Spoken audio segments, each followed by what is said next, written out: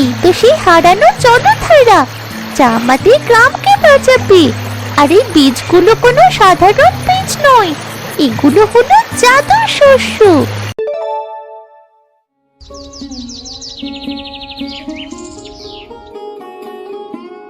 মা দেখো, সারা গায়ে এত ফুল, অথচ একটা ফুলও মাটিতে পড়েনি। কাল ঝড়ে কত আম পড়লো, কিন্তু এই গাছের একটা পাপড়িও নড়লো না কেন? ওটা কোনো সাধারণ গাছ নয় রে রানী। ওই প্রাসাদে যেমন কেউ মালিক নেই, ওই গাছেরও কেউ নেই। লোকে বলে ওটা মায়াবী গাছ। তুই কিন্তু ওদিকে যাসনি বাপু, বেলা ডুবলে ওই দিকে তাকানো বারণ।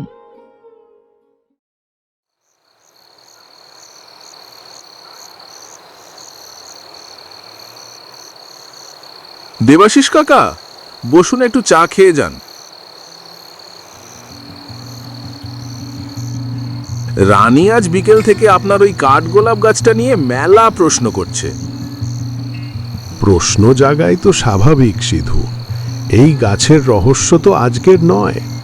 আমি যখন ছোট ছিলাম আমার দাদুকেও দেখেছি এই একই কথা বলতে।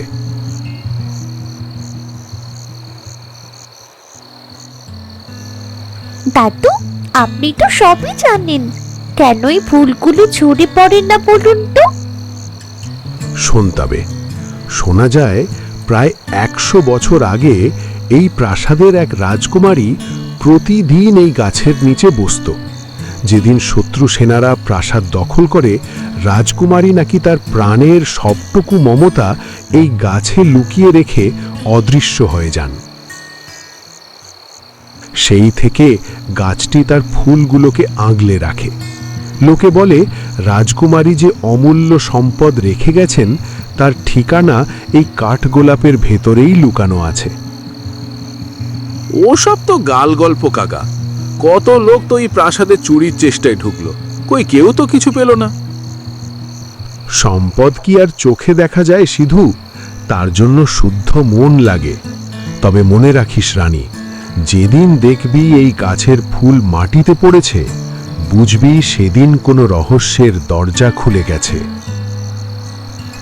রাত অনেক হলো, এবার সবাই ভেতরে এসো।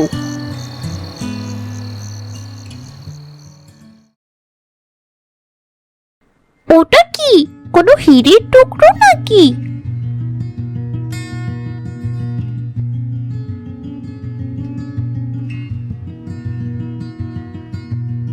দেবাশিস দাদু তো বলেছিলেন এই ফুল কোনোদিন মাটিতে পড়ে না। তবে কি দাদুর কথাই ঠিক? আজ কোনো রহস্যের দরজা খুলবে। রানী, ওরে রানী, কোথায় গেলি? সন্ধ্যা পার হয়ে গেল, এবার ঘরে চল। কি হয়েছে রে? অমন করে হাঁপাচ্ছিস কেন? আর তোর হাতে ওটা কি? বাবা দেখো, দাদুর কথাই সত্যি হয়েছে। আজ রাজপ্রাসাদে সেই ফুল মাটিতে ঝরে পড়েছি। ওরে বাপরে, এ তো জলজন্ত আলো। কাঠগোলাপ থেকে আলো বেরোচ্ছে। এ কি কোনো মায়াজাল নাকি? না বাবা না, এটা মায়া নয়। দেখো, এই সুবাসে আমার একটুও ভয় লাগছে না। মনে হচ্ছে ফুলটা যেন আমায় কিছু বলতে চাইছে। ওরে রানী, ওটা ওখানেই ফেলে দে। বড়দের মুখে শুনেছি রাজপ্রাসাদের জিনিসে হাত দিলে বিপদ হয়। চল, ঘরে চল। না বাবা, এটা কোনো বিপদ নয়। দেখো না, ফুলটা কেমন আমার দিকে তাকিয়ে হাসছে। আজ রাতেই ফুল আমাদের কোথাও নিয়ে যাবে।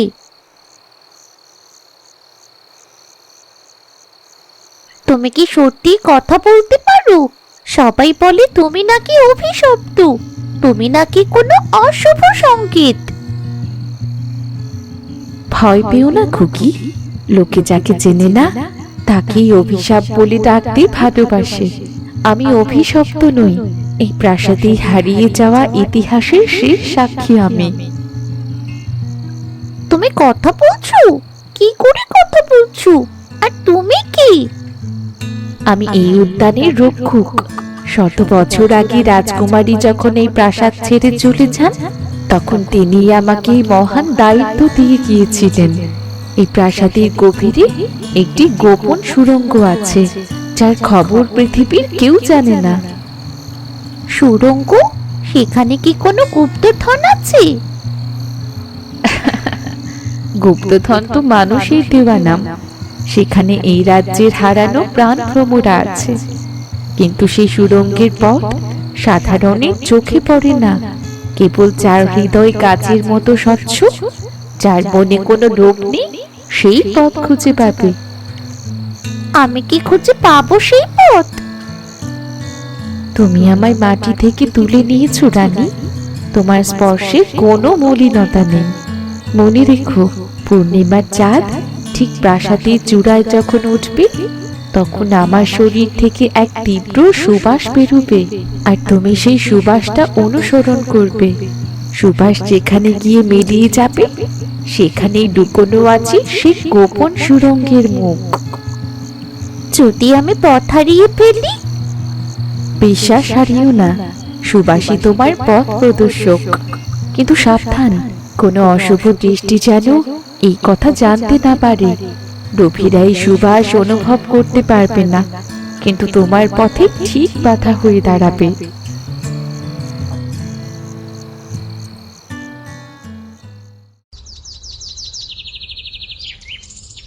কাউকে কিছু বলো না বাবা।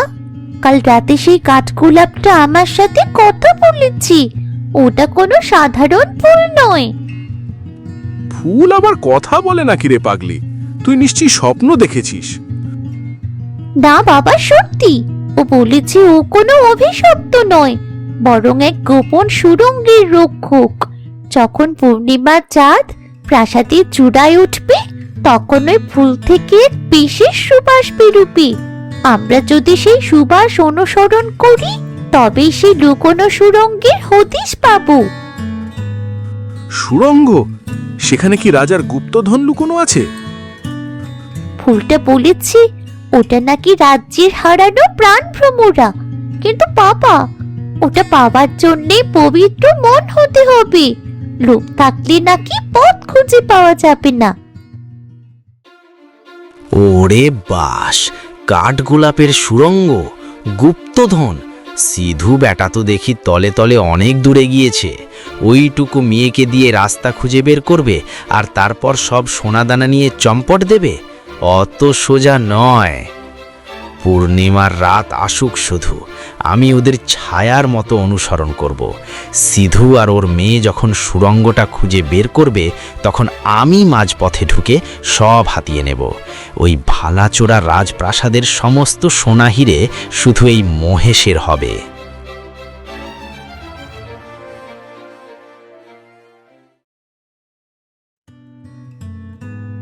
কাকা, আপনি তো রাজপ্রাসাদের নারী নক্ষত্র জানেন। সত্যি কি ওই কাঠগোলাপ গাছটার নিচে কোনো সুড়ঙ্গ আছে? হঠাৎ এই প্রশ্ন কেন সিধু? গ্রামের সাধারণ মানুষ তো ওই প্রাসাদকে ভূতুড়ে বলে এড়িয়ে চলে। কাকা, লোকে বলে ওই প্রাসাদের তলায় নাকি গুপ্তধন আছে, সোনা দানা, হিরে জহরত। আমরা ভাবছি যদি সত্যিই কিছু থাকে, তাহলে আমাদের গ্রামের এই অভাব কি আর থাকবে? তোরা যেটাকে গুপ্তধন বলছিস, সেটা আসলে কি তা কি জানিস? আজ থেকে 100 বছর আগে যখন এই রাজ্যে ভয়াবহ খরা দেখা দেয়, তখন রাজা তার সমস্ত সঞ্চয় দিয়ে এমন এক সম্পদ তৈরি করেছিলেন যা প্রজাদের রক্ষা করতে পারে। সেই সম্পদই ওই প্রাসাদের গভীরে লুকানো আছে। সেটা কি সোনা দানা নয় কাকা? সোনা দানা মানুষের ক্ষুধা মেটায় না সিধু, সেই সম্পদ হল জীবনের বীজ। তবে শোনো, এই সুড়ঙ্গের পথ বড়ই অদ্ভুত। এর পাহারা দেয় স্বয়ং অরণ্যের দেবতারা। আমরা কি সেই পথ খুঁজে পাবো না? পাবে না কেন? অবশ্যই পাবে।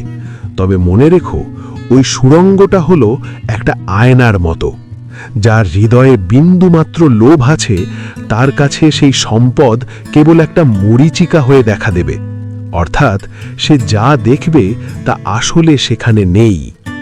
শুধু খালি হাত নয়, লোভী মানুষের জন্য ওই সুড়ঙ্গ এক অন্ধকার গোলক ধাঁধা। সেখানে একবার ঢুকলে বের হওয়ার পথ আর খুঁজে পাওয়া যায় না। সাবধান সিধু, তোমার সাথে যদি এমন কেউ থাকে যার চোখ সম্পদের উপর, তবে সেই বিপদ তোমাদের সবার জন্য। মনে রেখো, কেবল কাঠগোলাপের পবিত্র সুবাসই তোমাদের পথ দেখাতে পারে, বাকি সবটাই মায়া।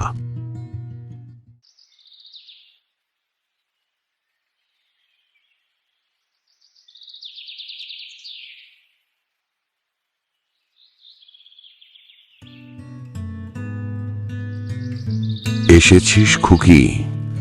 তোর আঁচলে লুকানো কাঠ গোলাপের ঘ্রাণ তো অনেক দূর থেকেই পাওয়া যাচ্ছে।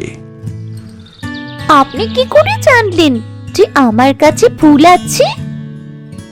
এই বনের প্রতিটি ঘাস আর ফুল আমার সাথে কথা বলে রানী। তুই যে কাজের দায়িত্ব নিয়েছিস তা বড় কঠিন। সাধু বাবা, আমি কি সত্যি সেই সুড়ঙ্গ খুঁজে পাবো? সবাই বলছে ওটা নাকি মায়া। মায়া তো বটেই, তবে সেই মায়া কাটানোর শক্তিও তোর কাছেই আছে। মনে রাখিস খুকি, ওই ফুল তোকে শুধু পথ দেখিয়ে সুড়ঙ্গের মুখ পর্যন্ত নিয়ে যাবে, কিন্তু সুবাস যেখানে থামবে সেখানেই শুরু হবে আসল পরীক্ষা। পরীক্ষা? কিসের পরীক্ষা? সেই পরীক্ষা হলো তোর মনের স্থিরতার। সুড়ঙ্গের ভেতর অন্ধকার তোকে ভয় দেখাবে, লোভ তোকে ভুল পথে টানবে। তখন তোর হাতে থাকা ফুলটি আর সুবাস ছড়াবে না। তখন তোকে নিজের ভেতরের আলো দিয়ে পথ চিনতে হবে। আমি যদি পথ হারিয়ে ফেলি? ভয় পাস না, আমি তোকে একটা রক্ষা কবচ শিখিয়ে দিচ্ছি। যখনই দেখবি চারিদিক অন্ধকারে ডুবে গেছে আর তুই একা হয়ে পড়েছিস, তখন এই মন্ত্রটি মনে মনে বলবি। সত্যের আলো মিথ্যে ঘুচুক, প্রাণের সুবাসে পথটুকু খুলুক। লোভ যেন মোর আখি না ছলে, প্রাণ জাগুক ওই কাঠ গোলাপের দলে। এটা বললে কি অন্ধকার কেটে যাবে? এই মন্ত্র তোর মনের সাহস যোগাবে। মনে রাখিস, রাজপ্রাসাদের সম্পদ কোনো হীরে জহরত নয়, ওটা হলো ত্যাগের প্রতীক। তুই যদি স্বার্থহীনভাবে এগোস, তবেই সেই রহস্যের দেখা পাবি।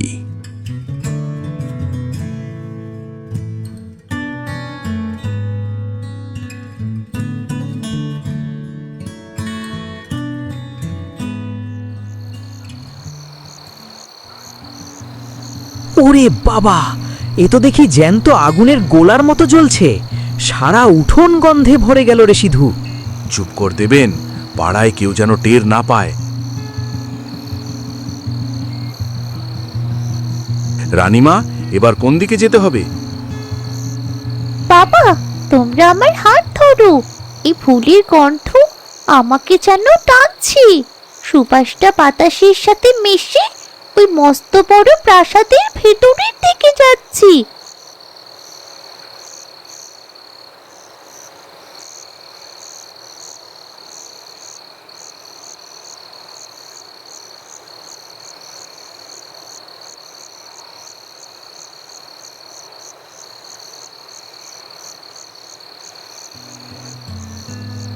বাবা, বাবা, এইখানে দেখো, এই দেয়ালের কাছে সুবাসটা যেন আরো কয়েক গুণ বেড়ে গেছে। মনে হচ্ছে ফুলটা দেয়ালের ওপাশে যাবার জন্যই ছটফট করছি। কিন্তু এখানে তো কোনো পথ নেই রানীমা। এ তো জমাট পাথরের দেওয়াল, আর এই লতাগুলো তো সাপের মতো জড়িয়ে আছে। কাকা ঠিকই বলেছিলেন, সাধারণ চোখে এখানে কিছুই দেখা যাবে না। রানী, তুই ওই তোর ফুলটা একবার দেওয়ালের গায়ে ঠেকিয়ে দেখতো।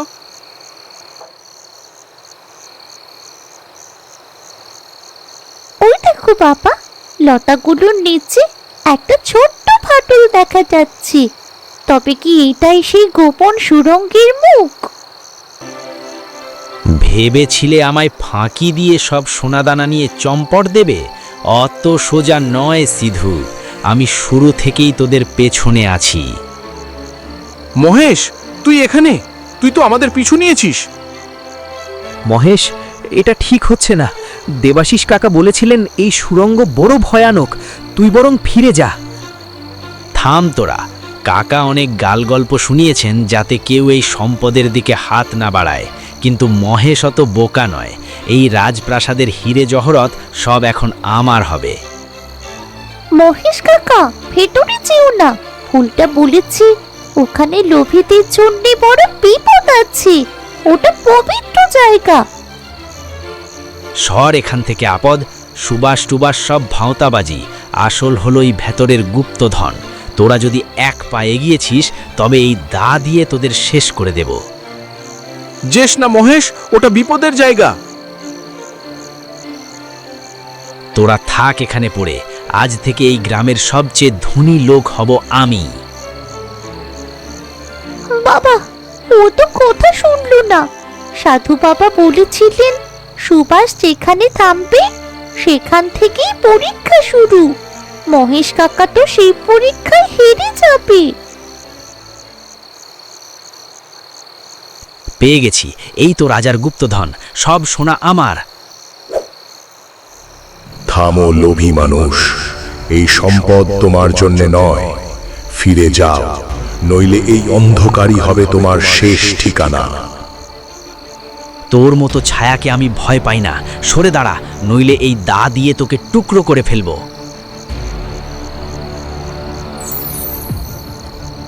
বাঁচাও, আমাকে এখান থেকে বের করো। আমি সব সোনা নিয়ে যেতে চাই।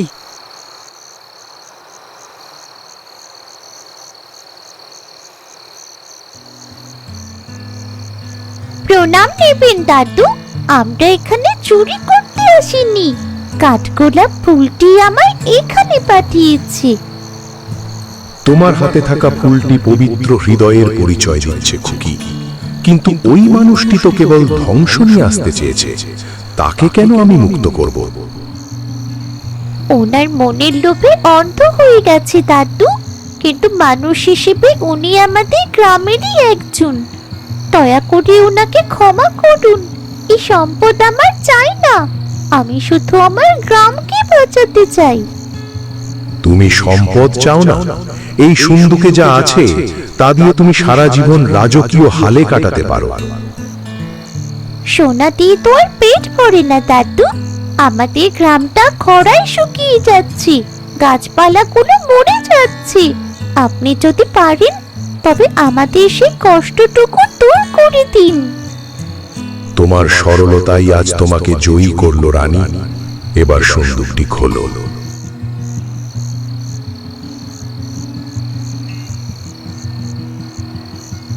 এ কি, হিরে জহরত কোথায়?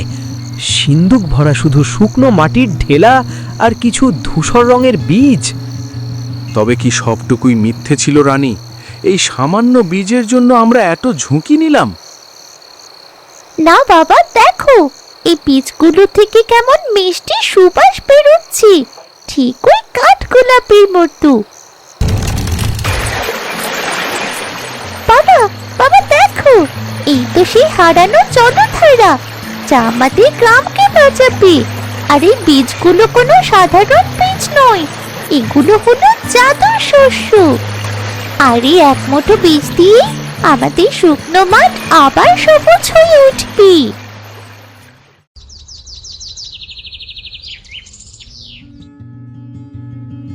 তোরা ফিরে এসেছিস। আমি সারা রাত ভয়ে দুচোখের পাতা এক করতে পারিনি, কিন্তু গ্রামের এই নদীটা হঠাৎ করে কি করে ভেসে উঠলো। তোর মেয়ে আজ অসাধ্য সাধন করেছে মিথিলা। রাজপ্রাসাদের সেই গুপ্তধন আসলে কোনো সোনা দানা নয়, ওটা ছিল আমাদের বেঁচে থাকার রসদ। ঠিকই বলেছিস দেবেন। মহেশ তো সোনার লোভে অন্ধ হয়েছিল, কিন্তু রানী আজ আমাদের সবার জন্য প্রাণের খোঁজ নিয়ে এসেছে। মানুষের কল্যাণের চেয়ে বড় সম্পদ আর কিছু হতে পারে না।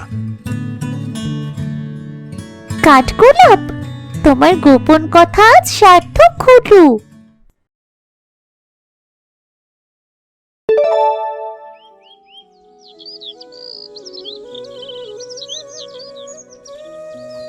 গ্রামের রাস্তা দিয়ে এক মহিলাকে দেখা যাচ্ছে কাঁদতে কাঁদতে হেঁটে যাচ্ছে।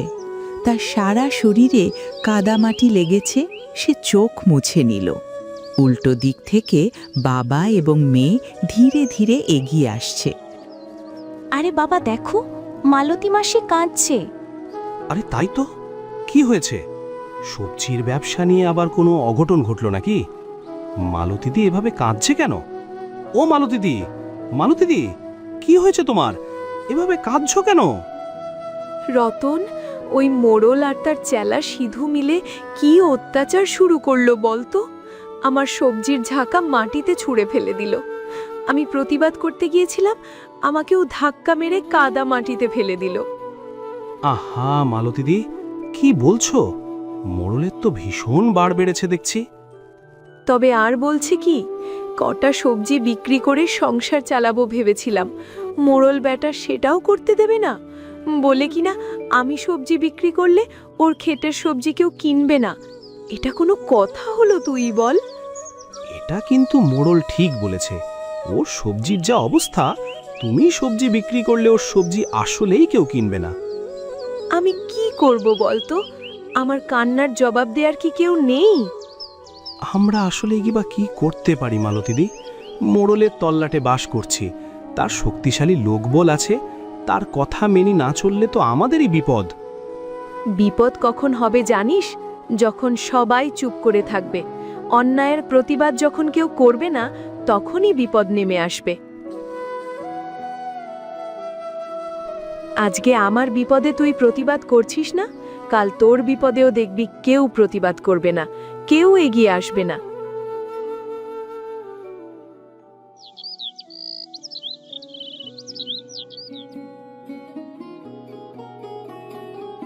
ছোট মেয়ে ঘর থেকে বের হয়ে উঠোনে আসছে।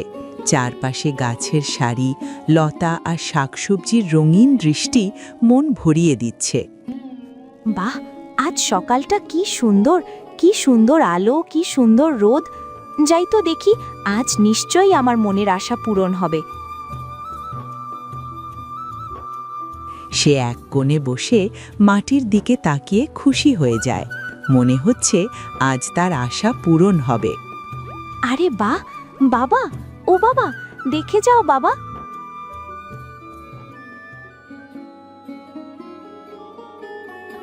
আরে কি হয়েছে ছুটকি, এত চেঁচাচ্ছিস কেন রে? বাবা দেখো, আমার লাউ গাছের চারা উঁকি দেখছে। কি সুন্দর গাছ হবে তুমি দেখো বাবা। বুড়ো দাদু বলেছিলেন এই লাউ গাছ জাদুর গাছ, সৎ লোকের হাতে এই লাউ গাছ জাদু ফলাবে। তোর বুড়ো দাদু কোথাকার কোন ভিনদেশি জাদুকর এসে কটা ভেলকি দেখিয়েছে কেবল। আর কি করেছে? লাউ গাছ ফলাবে লাউ, তাও অনেক যত্ন আত্মীর পর। জাদু ফলাবে কি করে? আরে মা, মন খারাপ করলি নাকি? মন খারাপ করিস না, সৃষ্টিকর্তা চাইলে এই লাউ গাছ নিশ্চয়ই জাদু ফলাবে। ঠিক তখন বাজার থেকে মোড়ল, তার চেলা সিধু এবং কালু এসে উপস্থিত হলো। আরে মোড়ল হুজুর, আপনি? শোন রতন, তোর এই জমি এখন থেকে আমার। কাগজপত্র সব আমার নামে করা হয়েছে। চুপচাপ সরে যা, নইলে কিন্তু মার খাবি। মোড়ল সাহেব, এ জমি আমার বাপ দাদার, আপনার হয় কি করে? আমি এই জমি চাচ্ছি, তাই এই জমি আমার হয়েছে। ভালোয় ভালোয় সরে যা, আমি কিছু টাকা দিয়ে দেব, সেটা নিয়ে মুখ বন্ধ করে কেটে পড়। মোড়ল সাহেব, আমরা কটা সবজি চাষ করে খাই, এই ভিটে মাটি ছাড়া আমাদের আর কিছু নেই। আমাদের উপর এত বড় অন্যায় করবেন না।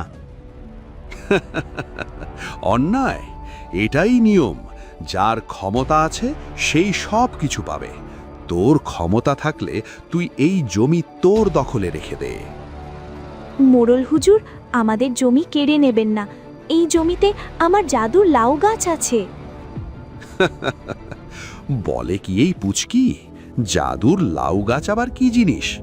এই সিধু, দেখ রতন, জমিটা মোড়ল হুজুরের পছন্দ হয়েছে। কিছু টাকা নিয়ে আপোষে জমিটা ছেড়ে দে। তুই এই টাকায় অন্য জায়গায় বেশ ভালো জমি কিনতে পারবি। বাপদাদার ভিটে ছেড়ে আমি কোথাও যাব না সিধু। সিধু, ব্যাটাকে এত সহজে ভাগানো যাবে না, সোজা আঙুলে ঘি উঠবে না। আহ! বাবা, তোমরা আমার বাবাকে মেরো না, আমার বাবা ব্যথা পাবে যে। মোড়ল হুজুর, আপনি ভাববেন না, আমি সব ব্যবস্থা করছি। বাবা থামো, তুমি কি করছো? অভি, তুই এখানে কি করছিস? তুমি ছুটকির বাবাকে মারছো? ছুটকি আমার বন্ধু। অভি, তুই সরে যা, আমি শুধু আমার কাজ করছি। আমি সব শুনেছি বাবা, মালতী মাসি সব দেখেছে, আমাকে গিয়ে সব বলেছে। এই জমি ছুটকিদের, এই জমিতে ছুটকি লাউ গাছ লাগিয়েছে, ওর বড় আদরের লাউ গাছ। আর তুমি কিনা এই জমি কেড়ে নিতে সাহায্য করছো? এই সব লাউ গাছ দিয়ে কি হবে?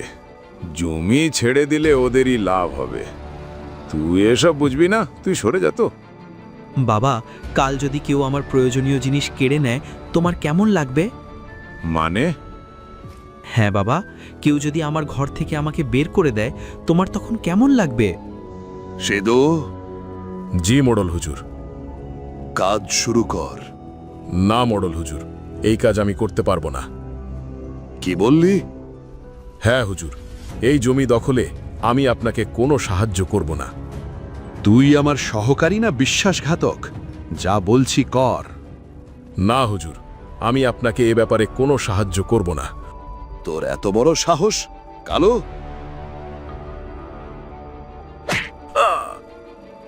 বাবা, কাকু,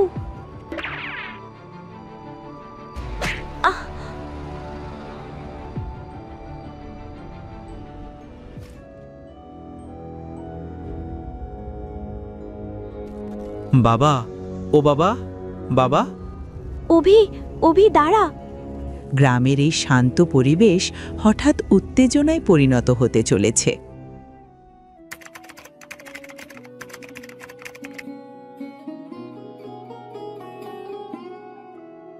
কয়েক মাস পর রাকেশ হাতে লাউ ধরে গুনগুন করে বাড়ি ফিরছে। আজ কি দারুণ একটা লাউ পেয়েছি! আহা, রত্না দেখলে খুশি হয়ে যাবে।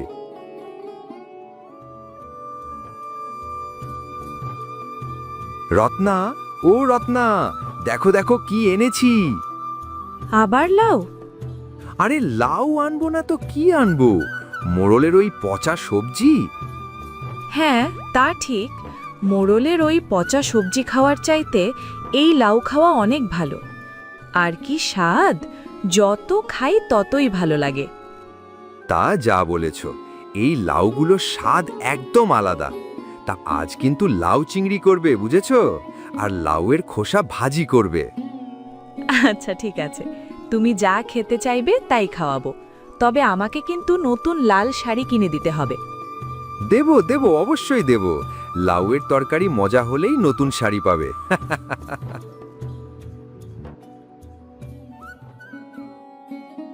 মালতী হাতে একটি ডালা নিয়ে যাচ্ছেন। মিথিলা তাকে ডেকে থামাচ্ছে। মালতীদি, ও মালতীদি, একটাবার শোনো, কথা আছে। কি গো, জলদি বলো, আমার হোটেলে যেতে হবে, অনেক খদ্দের নাকি জমে গেছে গো। আরে দাঁড়াও দাঁড়াও, কাজের কথাই বলবো। বলো গো বোন, কি বলবে? পরশু আমার বাড়িতে মেহমান আসবে, মোট 20-22 জন। তাদের জন্য লাউয়ের কাবাব লাগবে। আরে কোনো চিন্তা করবে না, পরশু সকালেই লাউয়ের কাবাব পেয়ে যাবে। তবে যদি একটু দেরি হয়, কিছু মনে করো না ভাই, আসলে এত কাজ, বোঝোই তো। আরে না না, একটু দেরি হলে অসুবিধা নেই, তবে দুপুরের আগেই যেন পাওয়া যায়। ও নিয়ে তুমি ভেবো না, দুপুরের আগেই পেয়ে যাবে। তোমার ব্যবসা তো মনে হয় ভালোই চলছে মালতীদি, অনেক খদ্দের পাচ্ছ মনে হয়। ভালো, খুব ভালো, তোমার উন্নতি দেখে খুব ভালো লাগছে। হ্যাঁ, সৃষ্টিকর্তার কৃপায় ব্যবসা বেশ ভালো চলছে। আগে তো মোড়লের বাগানের সবজি ছাড়া কিছু পাওয়া যেত না, আর দামও ছিল আকাশ ছোঁয়া। আমাকেই তো সবজি ব্যবসা করতে কতবার বাধা দিয়েছিল। তাই তো নতুন হোটেল ব্যবসা খুলেছি, আর নতুন জায়গা থেকে তাজা তাজা লাউ এনে নতুন নতুন পদ রান্না করছি। তা ঠিক আছে, আমরাও নতুন নতুন পদ রান্না খেতে পারছি, কিন্তু লোকে এক লাউয়ের পদ কতদিন পছন্দ করবে? এতগুলো মাস ধরে লাউয়ের পদ করছি, এই লাউয়ের অন্যরকম স্বাদ। তা না হলে এতদিন ধরে চলতো? সবাই তো বেশ পছন্দ করছে। দেখা যাক সামনে কি হয়। এখানে দেখা যাচ্ছে লাউয়ের ব্যবসা নতুনভাবে গ্রামে ছড়িয়ে পড়েছে। পুরো গ্রাম এখন সেই ছোট্ট জাদুর লাউয়ের গল্প শুনছে, যা অন্যায়কে পরাজিত করেছে। বাজারে মালতীদির হোটেল, যেখানে নতুন নতুন লাউয়ের পদ তৈরি হচ্ছে। লোকেরা একে একে আসছে, গরম খাবারের গন্ধ চারপাশে ভাসছে। আসুন আসুন ভাই সাহেব, আজ লাউয়ের শুক্তো, লাউয়ের ডালনা, লাউয়ের চচ্চড়ি, লাউয়ের পোস্ত, লাউয়ের কোপ্তা, সব লাউয়ের পদ, একদম তাজা আর সস্তা। আসুন আসুন, গরম গরম খেয়ে যান। মালতী, এসব কি হচ্ছে এখানে?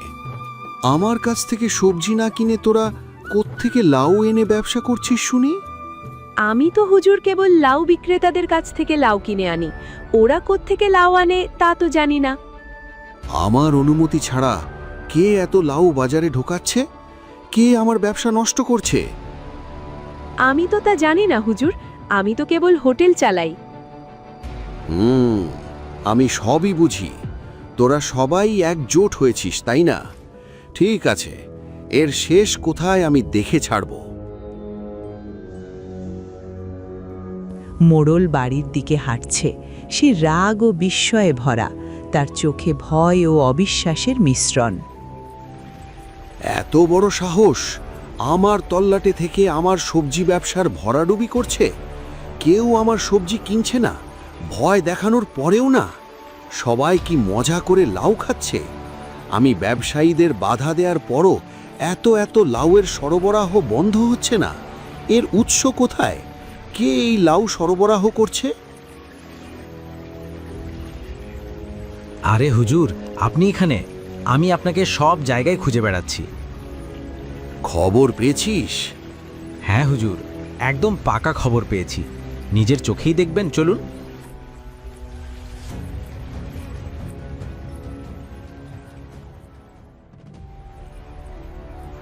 কালু তাকে নদীর পাড়ে নিয়ে আসে। মোড়ল নদীর দিকে তাকিয়ে অবাক হয়ে যায়। নদীতে এক অপূর্ব দৃশ্য। নৌকার ওপর তৈরি লাউয়ের বাড়ি, চারপাশে সবুজ লাউ ঝুলছে, যেন প্রকৃতি ও মায়াজগৎ একত্রে গড়ে তুলেছে এই আশ্চর্য স্থান। হুজুর, ওই যে দেখুন। কালু, এ কি? এসব কি? এ আমি কি দেখছি? নদীর ওপর লাউয়ের বাড়ি? হ্যাঁ হুজুর, এই জায়গা থেকেই সবাই লাউ পাচ্ছে। দেখুন কত লাউ! একটা লাউ ছিঁড়লে নাকি 10টা লাউ গজিয়ে যায়। কি বলছিস? হ্যাঁ, শুধু তাই নয়, আশেপাশে সব গ্রামে এই লাউয়ের বাড়ির লাউয়ের জয় জয়কার। কিন্তু এটা আমি কি দেখছি? নদীর উপর পুরো লাউয়ের বাড়ি, লাউ দিয়ে তৈরি। এ তো অসম্ভব। এ বাড়ি কার?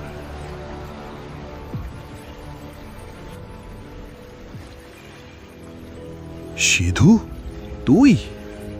আসুন মোড়ল সাহেব, এই লাউয়ের বাড়িতে আপনাকে স্বাগতম। সিধু, তুই তুই তো নদীতে ডুবে মরে গিয়েছিলি। এটা কি জাদু? তুই ভূত হয়ে গেছিস নাকি? না মোড়ল সাহেব, আমি ভূত নই। সেদিন এক ছেলে নদীতে ঝাঁপ দিয়ে অচেতন বাবাকে উদ্ধার করছে। পাশে একটি মেয়ে চিৎকার করছে। অভি, না, ছুটকি, বাবাকে ধর, আমাকে সাহায্য কর।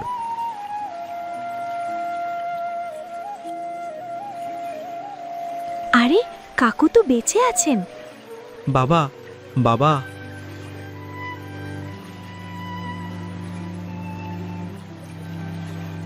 অভি, ছুটকি। বাবা, তুমি ঠিক আছো? হ্যাঁ, আমি ঠিক আছি, একদম ঠিক আছি। ওই মোড়ল, ওর শেষ আমি দেখে ছাড়ব। বাবা, তুমি যেও না। ওই মোড়লকে তুমি এখন কিছুই করতে পারবে না। হ্যাঁ কাকু, আপনি যাবেন না। তাহলে আমি কি করব? ওই মোড়ল তো সবকিছু ধ্বংস করে দেবে। আমি একটু আসছি।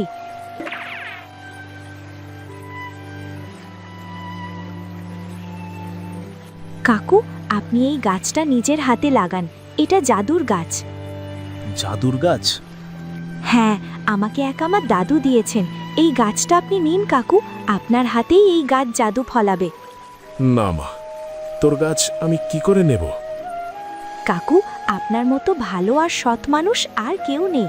দাদু বলেছেন সৎ এবং ভালো লোকের হাতেই এই গাছ জাদু ফলাবে। আমি জানি গাছটা আপনার হাতেই জাদু ফলাবে। আপনি নিন কাকু। বেশ, আমি আর ওই গ্রামে ফিরব না, অন্য কোথাও নতুন জীবন শুরু করব। তুই আমাকে ভালোবেসে গাছটা দিয়েছিস, এর সম্মান তো আমাকে রাখতেই হবে।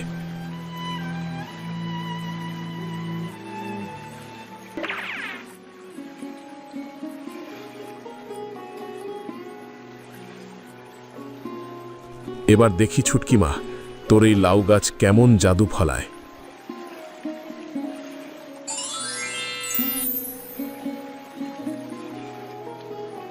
কি অদ্ভুত, এ তো আশ্চর্য ব্যাপার। কি চমৎকার, এ তো দেখছি সত্যিই জাদু।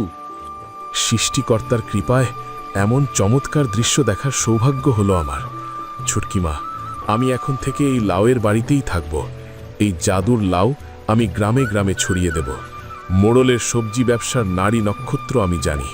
প্রচুর পরিমাণে এই লাউ সরবরাহ করে মোড়লের সবজি ব্যবসা আমি দুর্বল করে ফেলব। গ্রামে গ্রামে আর মোড়লের পচা সবজি কিনবে না, সবাই এই লাউই খাবে। এরপর আমি এই লাউয়ের বাড়ি নিয়ে গ্রামে গ্রামে ঘুরে লাউ সরবরাহ করি।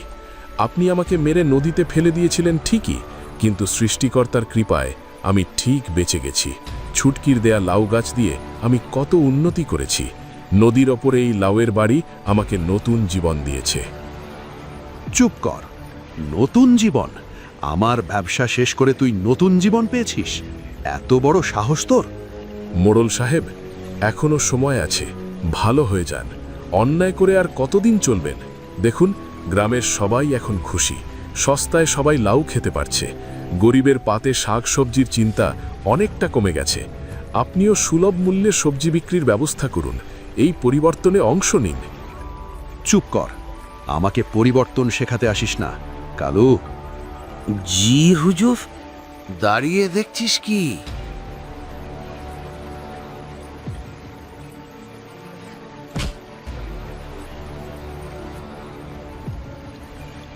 রতন, তোর কত বড় সাহস! মোড়ল সাহেব, আর নয়। আপনি আমাদের জমি অন্যায়ভাবে দখল করেন, জোর করে তোমার দামি সবজি কিনতে বাধ্য করেন। এতদিন আমরা সব সহ্য করেছি, আর সহ্য করব না। আমরা আর এ গ্রামে কোনো অন্যায় চাই না। আমরা কেউ আপনার অন্যায় মানব না। আমি আরও লোকবল এনে তোদের পিষে ফেলতে পারি। তোরা জানিস, আমার হুকুমই হুকুম। হ্যাঁ, আপনার আছে লোকবল, আর আমাদের আছে একতা। এসো মোড়ল, কাকে আনবে আনো, আমরা আর তোমাকে ভয় পাই না।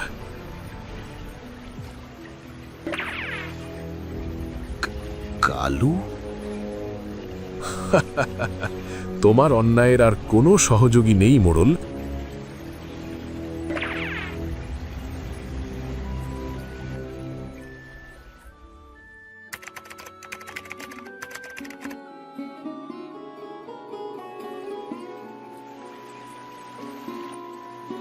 ছুটকি, তোর ছোট্ট লাউ গাছটা শুধু আমাকে নতুনভাবে বাঁচতে সাহায্য করেনি, পুরো গ্রাম থেকে অত্যাচারের ভয় দূর করেছে।